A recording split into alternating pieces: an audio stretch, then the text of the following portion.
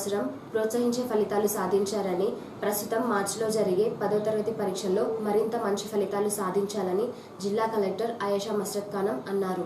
శనివారం గోలికర్ ఫంక్షన్ హాల్లో జిల్లాలోని జిల్లా పరిషత్ ప్రధానోపాధ్యాయులకు మరియు విషయ ఉపాధ్యాయులకు శిక్షణా శిబిరాన్ని అధికారులు నిర్వహించారు. ఈ కార్యక్రమానికి ముఖ్య అతిథిగా హాజరైన జిల్లా కలెక్టర్ మాట్లాడుతూ, డిసెంబర్లోగా ఉపాధ్యాయులు వారి సిలబస్ పూర్తి చేసుకుని 10వ తరగతి విద్యార్థులకు రివిజన్ ప్రారంభించాలని సూచించారు. విద్యార్థులకు ఎప్పటికప్పుడు అన్ని సబ్జెక్టులపై టెస్టులు నిర్వహించి సబ్జెక్టుపై పట్టు సాధించేలా చేయాలని సూచించారు. అనుభవం గల ఉపాధ్యాయులుగా ఉన్న మీరు 10వ తరగతి ఫలితాల్లో మంచి ఫలితాలు వచ్చేలా బాధ్యతలు తీసుకొని విద్యార్థులకు బోధన అందించాలని ఆకాంక్షించారు. వెనుకబడిన విద్యార్థులను గుర్తించాలని, అలాంటి వారిని గుర్తించి ముందుకు తీసుకురావాలన్నారు.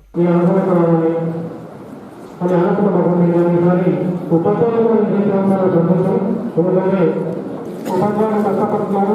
అలాగే ఉపాధ్యాయులు కూడా చదువు విద్యార్థులకు ఏ విధంగా బోధిస్తే మంచి మార్కులు మన పాఠశాల ఏ విధంగా ఉంటారంటే ఆఫీసర్లో మన పిల్లలు మన పాఠశాలలో ఉంటారు. కాబట్టి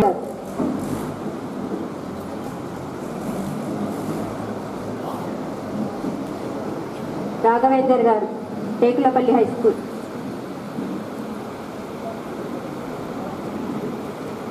explain all the aspects in this small time which we would have spent from whole. అందరికీ ఒత్తిడి పెరిగే అవకాశం ఉంది కాబట్టి ముందుగానే ఒక 2-3 months ముందుగానే వెళ్ళిన అడ్వాన్స్ మనం అందరం కూడా సబ్జెక్ట్ టీచర్స్, హెడ్ మాస్టర్స్ మనం ప్రిపేర్ అయ్యి ఉండి పిల్లలను కూడా ఆవే ఉద్దేశంతో ఈ చిన్న కార్యక్రమం ఏర్పాటు చేయడం జరిగింది.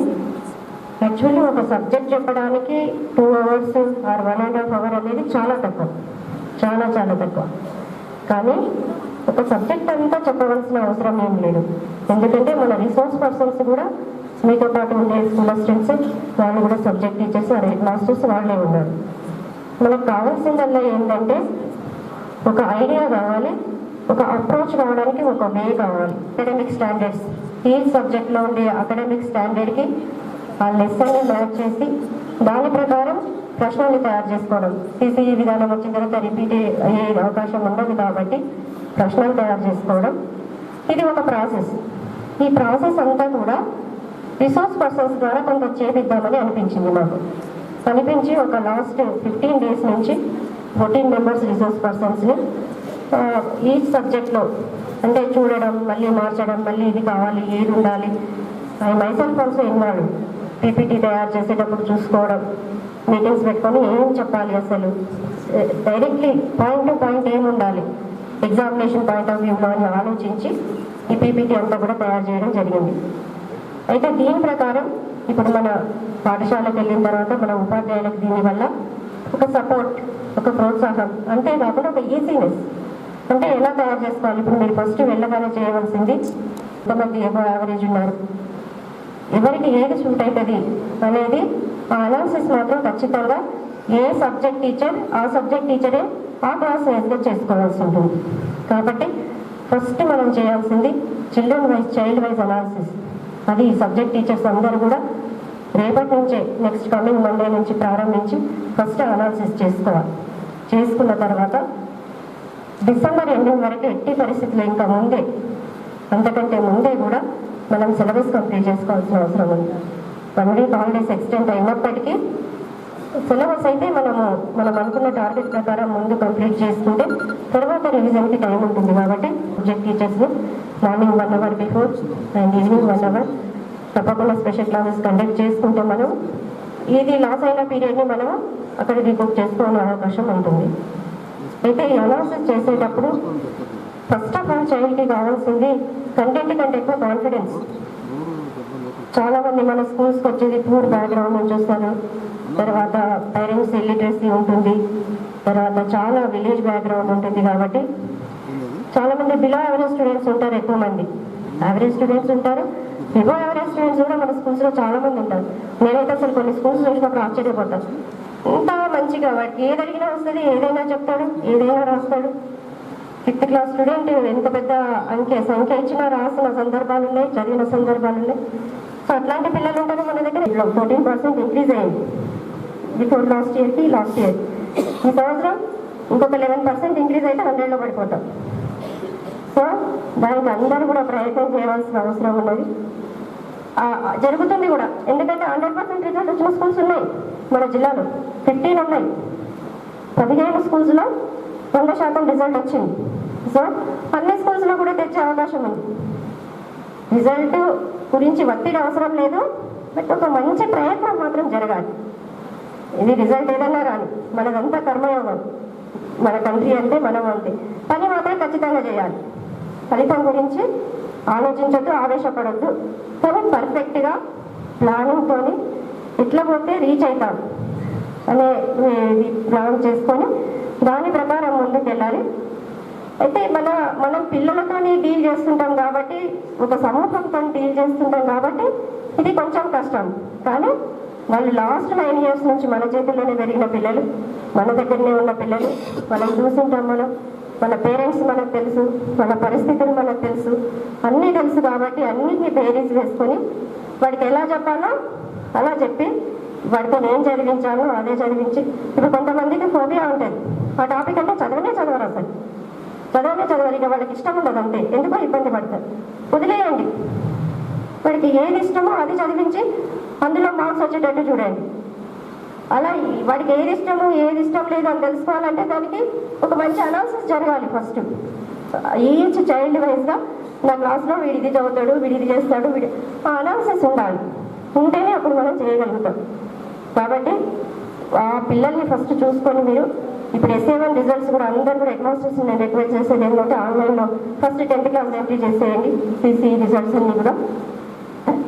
తర్వాత వేరే క్లాసెస్ ఎంట్రీ చేయండి. దాన్ని బట్టి మేము కూడా డిస్ట్రిక్ట్లో ఒక అనాలిసిస్ ఒకటి తయారు చేసి ఎవ్వరు ఎక్కడ ఏ స్కూల్లో ఎక్కువ C గ్రేడ్ పిల్లలు ఉన్నారు, ఎక్కడ ఎక్కువ జాగ్రత్తలు తీసుకోవాలి, ఏం చేయాలి, ఇవన్నీ కూడా అందరం కలిసి చేద్దాం. మంచి సపోర్ట్ ఏది కావాలన్నా ఇద్దాం.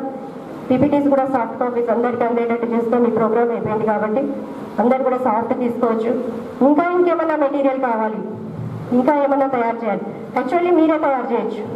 ఏ సబ్జెక్ట్ టీచర్ ఆ సబ్జెక్ట్లో మంచి హోల్డ్ ఉంటుంది కాబట్టి అలా చేయొచ్చు. లేదా మీకు రెడీమేడ్గా కావాలి అలా అయినా ఇద్దాం.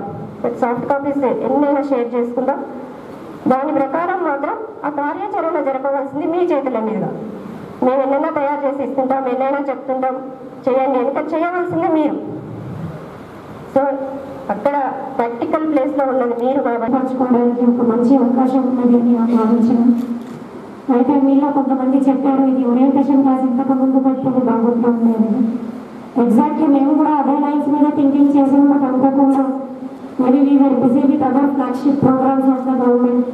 తర్వాత దసరా హాలిడేస్ నేను అనుకోకుండా డిస్టర్బెన్సెస్ వచ్చినాయి కాబట్టి స్కూల్స్ కూడా మనకు హాలిడేస్ ఉన్నాయి. ఇప్పుడు మనకు డిసెంబర్ వరకు మనం ఈ సిలబస్ అనేది కంప్లీట్ చేసుకోవాలి. ఈ సిలబస్ కంప్లీట్ చేసుకొని డిసెంబర్ తర్వాత January and February months will be reserve for కంటిన్యూస్గా మనకు రివిజన్ యాక్టివిటీ అనేది చేయాలి.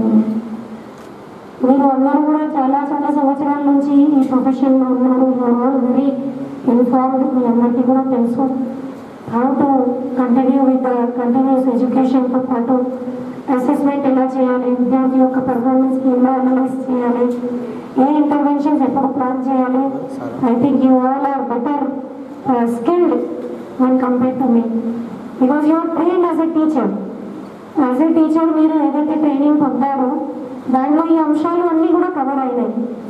అండ్ ప్రతి సంవత్సరం కూడా మనకు రీఫ్రెషర్ కోర్స్, ఓరియంటేషన్ కోర్సెస్ అనేది టీచర్స్కి ఉంటాయి.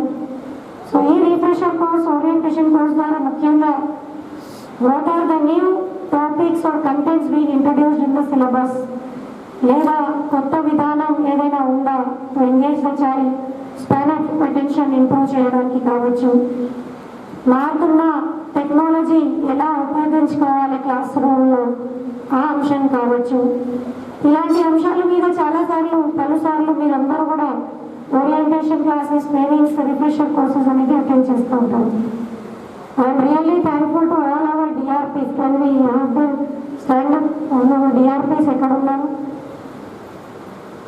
Okay, please give them a big hand. Hyderabad నుంచి పిలిచి ట్రైనింగ్ ఇవ్వలేదు. They are just any ordinary teacher like you.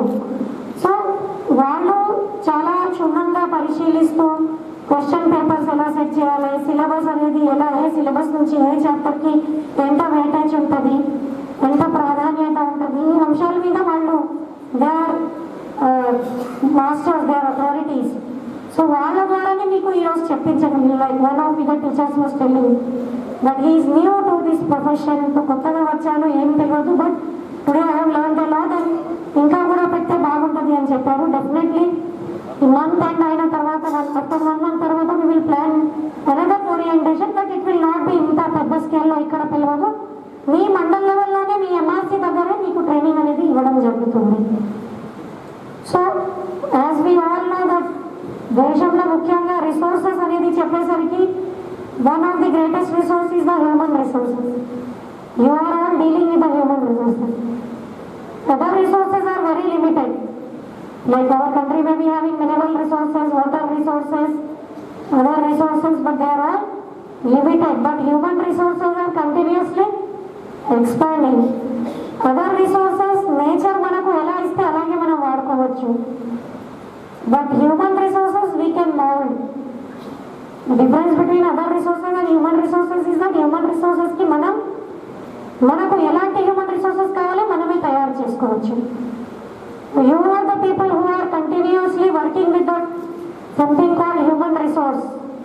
Tomorrow, after 10 years or 20 years, the kind of human resource that our country is going to have, that is now in your hands. So, chala mandi teachers వాళ్ళు అనుకుంటారు that we are doing just any other ordinary profession. You are in a very, very noble profession, very great profession, which is preparing the human resource for the country. So human రిసోర్స్కి తయారు చేస్తున్నారు కాబట్టి definitely శ్రద్ధ అనేది ఉండాలి, strategy అనేది కూడా తప్పకుండా ఉండాలి. Without strategy it will become like directionless. So we have from the district administration side also మేము కూడా కొన్ని స్ట్రాటజీస్ అనేది మేము ప్లాన్ చేసినాము. త్వరలోని ఈ స్ట్రాటజీస్ ఎలా ఉండాలి అనేది కామన్గా అన్ని స్కూల్స్కి ఒకే రకంగా ఉంటాయి. ముఖ్యంగా most important thing I am requesting all the headmasters play very, very crucial role. You will be the team leader in your school. Like one of the teacher was saying, my school has got the best of the team అనేది. So team అంటే team leader will be the identity for the team. So headmasters కి మళ్ళీ ఒకసారి చెప్తున్నాను that please don't limit yourself to the principal's room or just head of the institution laga. Please involve yourself into the classrooms also. ముఖ్యంగా SSC పిల్లల class room. ఒక teacher బోధన చెప్పడానికి క్లాస్లో వస్తే పిల్లలు నేర్చుతారు, ఏ విధంగా వాళ్ళ రెస్పాన్స్ ఉంటుంది, ఎంత గ్రాస్పింగ్ స్కిల్స్ ఉంటాయి, అవన్నీ కూడా టీచర్ చూస్తారు. But definitely the head master comes and says చలో today I want to know what you have learned in the last 1 month. Science subject or Hindi subject or social సబ్జెక్ట్లో మీరు ఏం నేర్చుకున్నారు, let me find out. I will just talk to 1 or 2 of them. మీరు లేవండి, మీరు చెప్పండి నాకు. And if you ask 1 question, that will create a different kind of bonding అనేది. పిల్లలు because they think that head master head of the institution has come and he is asking me what I'm doing అనేది. ఆ responsibility అనేది, ఆ change అనేది definitely you will see in the child. So I'm requesting all the head masters to start with first వెళ్ళి మీ స్కూల్లో 10th class టీచర్స్తోని ఒక meeting ఏర్పాటు చేసి మొన్న వచ్చేసిన SF1 రిజల్ట్స్ ఏదైతే ఉన్నాయి అది దగ్గర పెట్టుకొని చైల్డ్ వైజ్ అనాలిసిస్ చేయండి. So some children may be good in some subject, but they may not be very good in some other subject. So which is the subject in which the child is lacking or falling behind? ఈ subjects ని గుర్తించండి. I'm sure ఏ విద్యార్థి కూడా అన్ని సబ్జెక్ట్స్లలో వెనుక ఉండరు. There are 1 or 2 subjects, some because of fear factor. Like maths is 1 subject, natural fear factor ఉంటుంది అన్నట్టు. మ్యాథ్స్ అంటే నేను భయం అన్నట్టు నాకు ఉంది. I was always Fearing about maths. So అట్లా కొంతమంది పిల్లలకి ఒక సబ్జెక్ట్ అంటే భయం ఉంటుంది. కొంతమంది పిల్లలకి లైక్ అవర్ డిఓ ఇంట్రెస్ట్ ఉండదు. సబ్జెక్ట్ చాలా మంచిగా ఉంటుంది, ఇంట్రెస్టింగ్గా అందరూ చదువుతారు. But this child he will be very clever in other subject, but he will not have interest in that particular subject. ఎందుకు? What is the reason? There may be several reasons behind that. But our intention should be to analyze చేసుకొని how to make the child from C category నుంచి at least B category ki, so that he can clear the examinations because we have very less time. We have started from June, July onwards. Already ఇప్పటికి November వైపు వచ్చేసింది. So సమయం అనేది తక్కువ ఉంది. So మన strategy అనేది ఫస్ట్ చైల్డ్ ఏ సబ్జెక్ట్లో వీక్ ఉన్నారు, సబ్జెక్ట్ వైజ్ వీక్ చిల్డ్రన్ది లిస్ట్ తయారు చేయడం. లిస్ట్ తయారు చేసిన తర్వాత చాలామంది స్టూడెంట్స్ అనేది గ్రాస్పింగ్ పవర్ అనేది వాళ్ళది దానికి ఇంప్రూవ్ చేయాలి అంటే start with small things, 1 mark questions, 2 mark questions, fill in the blanks, match the following, yes or no, objective type questions.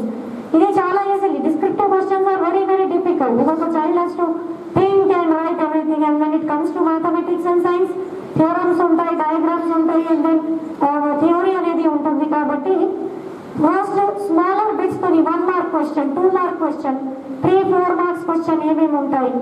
అదే మనం ఇంక్లూడింగ్ మన లాంగ్వేజెస్లో we have got grammar, singular, plural or tense అనేది ఎలా ఉంటుంది, capital letters ఎక్కడ రాయాలి, full stop, comma ఎక్కడ రాయాలి, క్వశ్చన్ మార్క్ ఎక్కడ రాయాలి, ఇలాంటి చిన్న చిన్న ఇంటర్వెన్షన్స్ తోని we can start dealing with the subject from now itself. So already orientation క్లాస్లో కూడా దాదాపు మీరు ఇదే అంశాలు ఏ అంశాలతోని ముందు స్టార్ట్ చేయాలి, ఎట్లా చదివించాలి అని మీరు అందరూ కూడా ఒకరితోని ఒకరు కూడా నేర్చుకున్నారు కావచ్చు.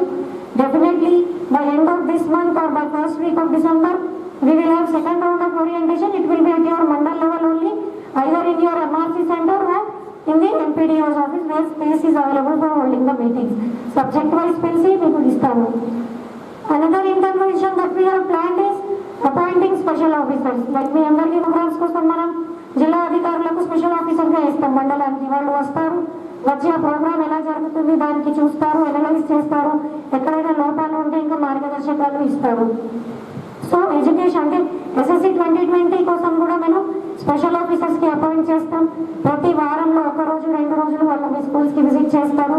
Subject teachers, specially 10th class subject టీచర్స్తో ఇంటరాక్షన్ చేసి what is your plan of action, so ఎంతవరకు సిలబస్ కంప్లీట్ అయింది, ఇంకా కూడా మనం రివిజన్ అనేది స్టార్ట్ అయిందా లేదా, స్లిప్ టెస్ట్ అనేది అవుతున్నాయా, సమ్ ఇంప్రూవ్మెంట్ ఉందా స్టూడెంట్స్లో అనేది గమనించడానికి వాళ్ళకి కూడా ఒక ప్లాన్ ఆఫ్ యాక్షన్ ఇవ్వడం అనేది జరుగుతుంది. కాకుండా అట్లీస్ట్ SSC పిల్లలకి ఇమీడియట్లీ SSC క్లాస్ పిల్లలందరి పేరెంట్స్తోని టీచర్స్తోని ఒక మీటింగ్ పెట్టండి. మీటింగ్ పెడితే ఏమవుతుంది, you will talk to the parent also about the child because 7 to 5 or 8 to 5 child may be in your custody, మీరు వాళ్ళని హ్యాండిల్ చేస్తారు. బట్ బియాండ్ 5 PM పిల్లలు ఇంటికి వెళ్ళిపోతారు. సో అన్లెస్ హాస్టల్స్ గురుకులాలు అంటే పిల్లలు అక్కడే ఉంటారు, అక్కడ ఫోకస్డ్గా వాళ్ళు మళ్ళీ క్లాసెస్ పెట్టారు. బట్ 5 PM తర్వాత చిల్డ్రన్ ఒక్కసారి ఇంటికి వెళ్ళిపోయినారు అంటే then they will get involved in so many things. TV ఉంటుంది, ఇప్పుడు సెల్ ఫోన్ కూడా వచ్చేసింది. Children start playing games on cell phones, chit chatting, WhatsApp గ్రూప్లు ఇవి అవి. So child maybe wasting his time. So పేరెంట్స్కి చెప్పండి దట్ 10th క్లాస్ అంటే strict total no maybe half an hour 1 hour daily ఏదైనా ఇవ్వచ్చు రిఫ్రెష్మెంట్ కోసం వాళ్ళకి. బట్ కంటిన్యూస్గా టీవీ చూడడం ఆ సెల్ ఫోన్లో ఆడడం మానేయాలి. So let the parents also know. Parents maybe some just కూలీ పని చేసి అలా చిన్నగా కూడా ఉండవచ్చు, but they will understand the importance and they will definitely keep an eye on the child when the child goes back to the home. అదేవిధంగా శిల్పం already ఆ రాయి లోపల ఉంది. ఆ మిగిలిన ఎక్స్ట్రా వేస్టేజ్ ఏదైతుందో గది మాత్రమే నేను తీసేస్తున్నా, మిగిలినంతా ఆల్రెడీ అందులో ఉంది అని చెప్పింది. ఇక్కడ ఇది ఎందుకు చెప్తున్నా ఈ మాట అంటే విద్యార్థులందరి లోపల ప్రతిభ ఉంటుంది. ఆ వేస్టేజ్ ఏదైతే ఉందో అది తీసేసేటటువంటి శిల్పులు మీరందరూ. టీచర్లు అంటే మామూలు వ్యక్తులు గారు, ఇందాక కలెక్టర్ గారు ఇలా చెప్పినట్టు నేను ఇప్పుడు డాక్టర్ని అయినా కానీ ఇందాక మా సుజాత మేడం వస్తుంటే నమస్కారం పెట్టింది. ఎందుకంటే ఆ మేడం వల్ల భర్త వీరయ్య గారు నేను డాక్టర్ కావడానికి ఒక ముఖ్య కారణమైనటువంటి మిమ్మల్ని మీరు తయారు చేసినటువంటి విద్యార్థులు ఒక మంచి స్టేజ్కి పోయిన తర్వాత ఢిల్లీకి రాజైన తల్లికి కొడుకు అని చెప్పి వాళ్ళు అంటూ ఉంటే మీకు తృప్తి మామూలుగా ఉండదు. నేను చూస్తూ ఉన్నాను లిటరల్గా. కాబట్టి డాక్టర్నైనా, ఇంజనీర్నైనా, అడ్వకేట్నైనా, IASలైనా, IPSలైనా వాళ్ళ డిపార్ట్మెంట్లో మాత్రమే ప్రతిభ చూపించగలుగుతాం. ఇప్పుడు నేను డాక్టర్నైనా, నేను MBBS చేసిన, MD చేసిన, MS జనరల్ సర్జరీ చేసిన, ఇన్ని చేసి దాదాపు I might have done more than 25,000 major surgeries. కానీ ఇది ఒక్కడ చేయగలుగుతున్నాను. కానీ మీరు డాక్టర్లను, లాయర్లను, ఇంజనీర్లను, ఐఏఎస్లను, ఐపీఎస్లను వేల కొద్ది, వందల కొద్ది తయారు చేసే కెపాసిటీ ఒక టీచర్లకు మాత్రమే ఉంటుందని చెప్పి సభాముఖంగా తెలియజేస్తున్నాను. అంత మంచి గౌరవప్రదమైనటువంటి వృత్తి లోపల మీరు ఉన్నారు. ఇందాక మీరైనా కొంతమంది వీళ్ళు ట్రైనింగ్ ఇవ్వడానికి అయ్యింది. నేను అనుకుంటా మీరందరూ కూడా మీరు ట్రైనింగ్ ఇచ్చే స్టేజ్కి రావాలి. ప్రతి ఒక్క టీచర్ కూడా ట్రైనింగ్ ఇచ్చే స్టేజ్కి వచ్చినట్టుంటే ప్రతి విద్యార్థి కూడా తప్పకుండా వాళ్ళు ఉన్నటువంటి శక్తిని గుర్తింపగలుగుతుంది. ఇది ఇది నీ లోపల ఉంది. ఇప్పుడు నిజంగా చెప్పు, మెడికల్ పరంగా నేను చూసుకుంటే ప్రతి విద్యార్థి unless he or she is mentally retarded, mental retardation ఉంటే తప్ప మిగిలిన విద్యార్థులకు అందరికి బ్రెయిన్ సమానంగా ఉంటుంది.